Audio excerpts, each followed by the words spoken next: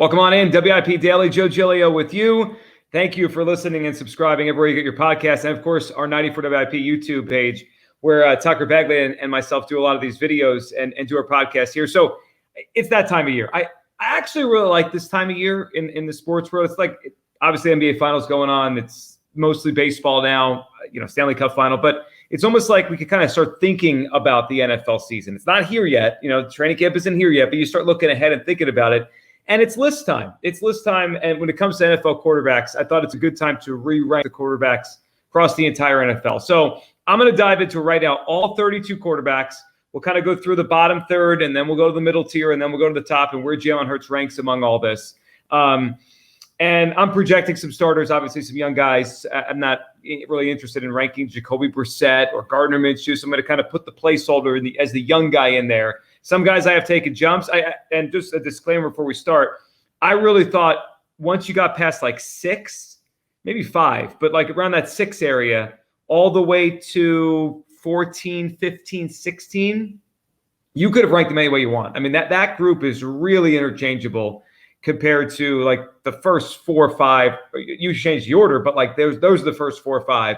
And then I think a lot in those 20s is just like, you shrug your shoulders and who knows what you have. So here's how I did it. I'll go 32 to about 21, have Tucker jump on and react, and then we'll kind of go from there and do that 20 to 10 group, and then we'll do it again. So we'll start from the bottom. Number 32, Tampa Bay Buccaneers, Baker Mayfield. He's the worst starting quarterback in the NFL, which is not that crazy of a scenario. If you played it out when he was drafted, I thought it was a reach at number 1. It's obviously gone off the rails for Baker Mayfield and now just bouncing around the league. Placeholder for a year in Tampa. He's number 32. Number 31, it's kind of ironic I landed him here because I think that Sam Howell reminds me a lot of Baker Mayfield. Now, he was drafted at a more requisite spot. Like, you're not like, oh, they drafted him there. Like, he was a mid-round pick, which is what I think, the kind of the skill set tells you it should be.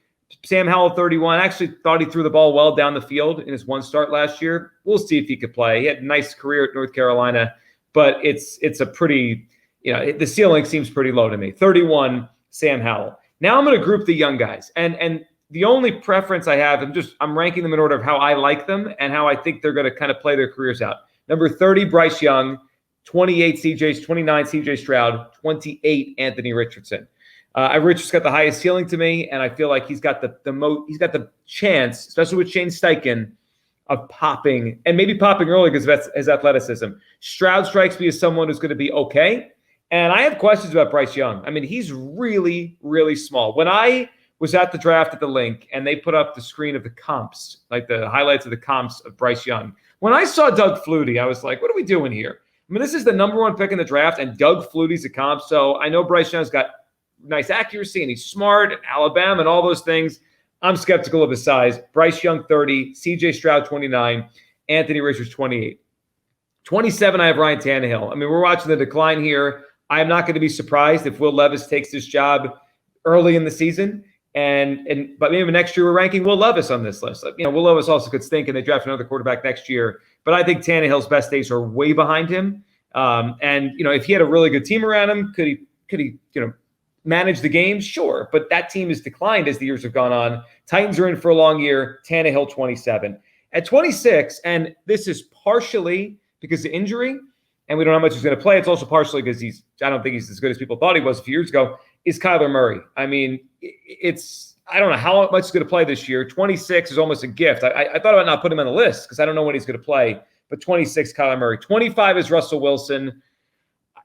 I think the decline is real, and I don't think Sean Payton's going to be able to stave that off. It wouldn't shock me if Russell Wilson is benched by the middle of the season, and he's not the Broncos starting quarterback much longer. 24, Desmond Ridder. I actually think there's something there, and the Falcons could be a sneaky, decent team.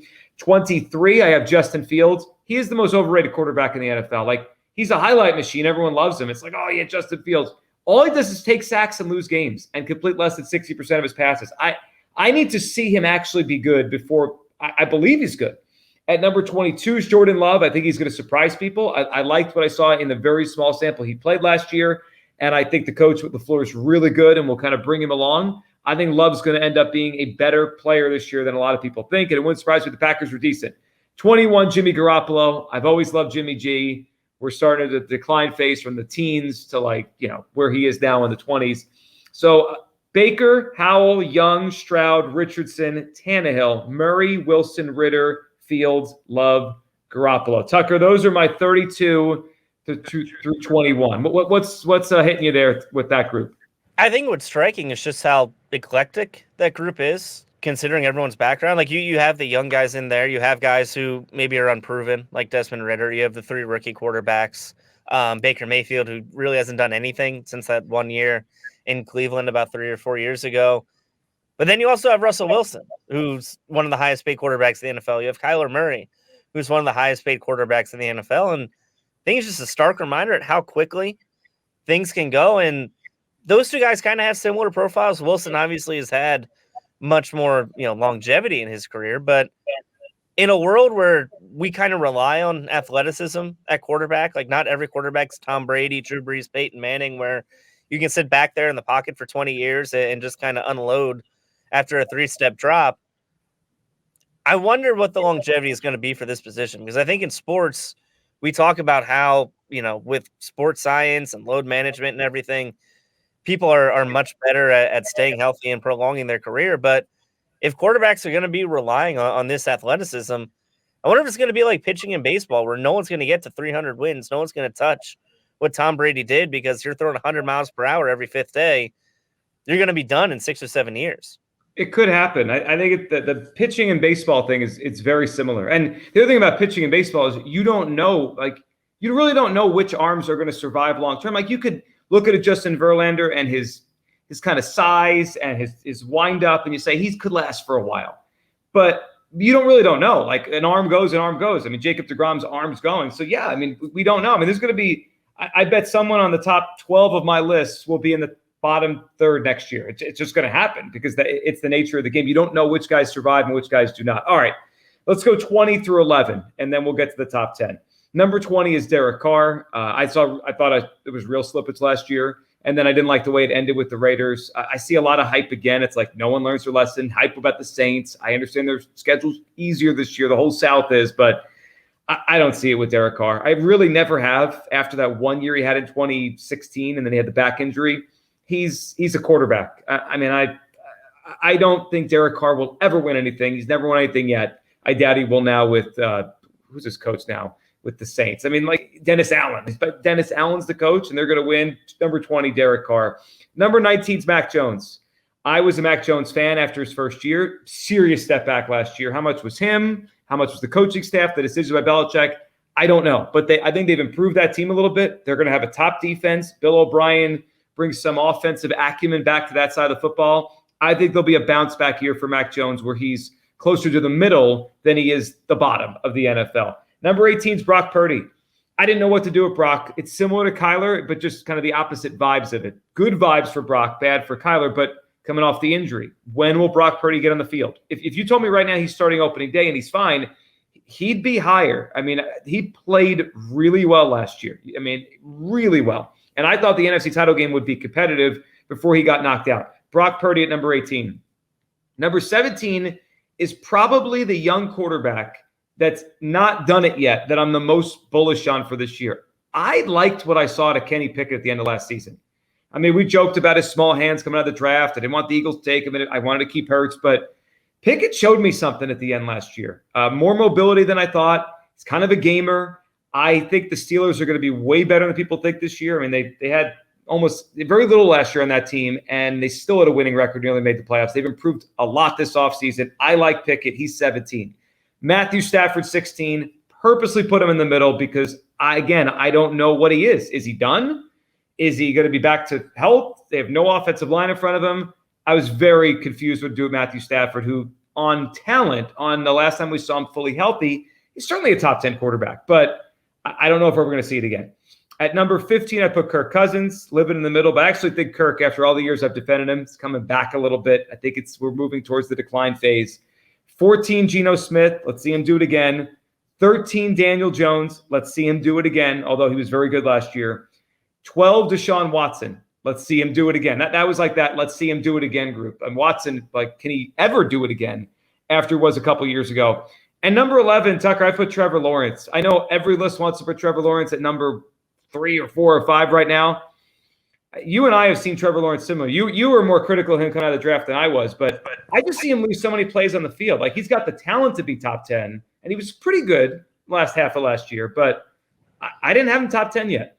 No, and I was not high on him coming out of college, and I felt like the only one. And after his rookie year, I felt a little vindicated. But with Doug, he showed some flashes last year. He looked a lot like a guy who used to play quarterback here, where he could win you games and could do some heroic things. But he also did some things that really made you shake your head and question if he knew what he was doing. But as I kind of look at this group from 11 through 20 that you put together, he's probably the only one that I could see jumping up in the top 10 this season. Like, maybe Geno Smith puts together another Pro Bowl season. Maybe Mac Jones takes a huge leap. Maybe Daniel Jones finds another gear with Brian Daboll in year 2, or Deshaun Watson rediscovers it. But like, of those guys, if you told me, one of them is going to be a top 10 quarterback at the end of the year, the only one that I would really feel comfortable putting money on is Trevor Lawrence, because I think he's the only one, based on his physical attributes and his pedigree, really has a much higher upside than everyone else in this group. Yeah, I'd agree with that. And I am bullish on Pickett. I think he's going to jump, but like 10's pretty high. But we'll see how good Kenny Pickett is in year 2 and how many games the Steelers win. All right, so my top 10, and I had trouble. Like, once I got, and I was even begrudgingly on 6 because he really had a down year last year. But, 2 years ago, he was great. So I was kind of comfortable at 6. But once I got past 6, I was like, really? This is who I'm putting 7? This is who I'm putting 8? This is who I'm putting 9? This is who I'm putting 10? A guy I didn't even ever want to like. But I just trust them more down to down, snap to snap, that I did anyone, 11, 12, 13, 14. So here are my top 10 quarterbacks in the NFL right now. Number 10 is Tua Tagovailoa. It's the injury concern at this point more than it is his ability. And he's better than I thought he'd be in the NFL. His accuracy, his, it's just repeatable motion. He's not Drew Brees, and that was the coming out of college. Like, could he be that? But it's very easy for him to throw the football accurately, and he has that. But, there's a real chance he gets a concussion in week 1 and his career's over. So he's the easy one to say he will not be top 10 next year because he'll just get hurt again. But I think with Mike McDaniel, he's found something. He kind of reminds me a little bit. At one point, when the Niners went to the Super Bowl with Jimmy, I thought Jimmy performed like a top 10 quarterback. I see some similarities between younger Jimmy G and Tua. Like, he's not so gifted, but he can throw the ball where he's supposed to throw it on time. Tua, number 10. Number 9 is Jared Goff. Just go through the track record. Jared Goff, this is not crazy. He bounced back last year. Dan Campbell recently said he's a better quarterback now than he was with the Rams. We have to put away the idea he's just a Sean McVay product. That's not fair anymore. And I think the Lions are going to be really good. And the offense last year was really good in the second half, led by Jared Goff. Number 8 is Lamar Jackson. I have a lot of issues with Lamar and leadership and all that, but obviously, if healthy, top 10 quarterback. 7, I put Dak. Led the league in picks last year, or was close to it with Allen leading it. But he had a down year for him. Still a good quarterback. 6, I went with Aaron Rodgers because of the track record, because he'll be with a better team this year. And I don't know if that fall last year was so drastic or was just a one-year blip. We'll see. Top 5 quarterbacks in the NFL right now. I went Justin Herbert 5, Josh Allen 4, Jalen Hurts 3, 2 Burrow, 1 Mahomes. I think 1 and 2 are pretty standard at this point, and that's coming from someone that loves Jalen Hurts. I have Hurts 3 because he accomplished something that Herbert has not, that Allen has not, and that's get to a Super Bowl. And Josh Allen, for all his attributes, plays dumb football a lot of times. Jalen Hurts almost always plays smart football. So I went Tua, Goff, Lamar, Dak, Rodgers, Herbert, Allen, Hurts, Burrow, Mahomes. Tucker, my big takeaway from doing this was if you don't have a top 5 or 6 guy, you might like the quarterback, but it's hard to love any of them. Like, Dak was 7, and he had a kind of a bad year by his standards last year. Yeah, we kind of did this exercise last offseason when we talked about, should the Eagles go after Russell Wilson? Should they maybe pursue Aaron Rodgers? And I think a lot of people were of the mindset, well, if you don't have Patrick Mahomes, or if you don't have one in that top 3 or 4, you better do everything you can to find someone like that. And luckily, the Eagles are in a situation now where they do have Jalen Hurts, and you have him ranked 3rd right now. But Yeah, like if you have, really 10 through 7, 10 through 6, we want to throw Rodgers in there. There's a real stark line of demarcation between Justin Herbert and Aaron Rodgers. And maybe Aaron Rodgers finds it again, and maybe he has a rebirth in New York after getting away from Green Bay and the mess that was last year. But yeah, I mean, there are very, very distinct tiers, even all the way up to top 10, where normally I think in the NFL you could say, well, if you have, a top 10, a top 12 guy who could get hot, you could lead him to the Super Bowl. Thinking about guys like Nick Foles, Joe Flacco, people who have done it before. But yeah, right now, I mean, you look at really the top 5, it's hard to see anybody outside of that list playing deep into January, playing into February. It really, really is top heavy when it comes to quarterbacks this season. Well, and with that moving forward, and we'll end with this. I know injuries happen, and Jalen Hurts plays a position in a way where we'll see how long he can sustain this. I compare him a lot to Steve McNair. But barring injury, they're all young. I think I wouldn't be surprised if next year doing this list, I have my same top 5. Now, maybe the order changes. But Mahomes, Burrow, Hurts, Allen, Herbert, that feels like the 5 best quarterbacks in the league moving forward. Now, maybe Trevor, like Tucker said, he's got the physical ability. I thought Pickett showed something. Maybe Purdy, guys that are just, maybe they're going to be really productive without the tools. And maybe some of these rookies that just came in like Anthony Richardson. So, we'll see. But I think there's a real chance that we have the same top 5 next year. I think these guys might be here to stay for the next few years. Certainly Mahomes is, and certainly Burrow is. I think they all might be. Allen, Hurts, Herbert. This might be the 5 for a while. 5 young, outstanding quarterbacks. Those are my top 32 quarterbacks entering 2023. Appreciate everyone listening to WIP Daily. Back tomorrow, another episode. And of course, follow the show wherever you get your podcast and the 94 WIP YouTube page. Thank you for listening.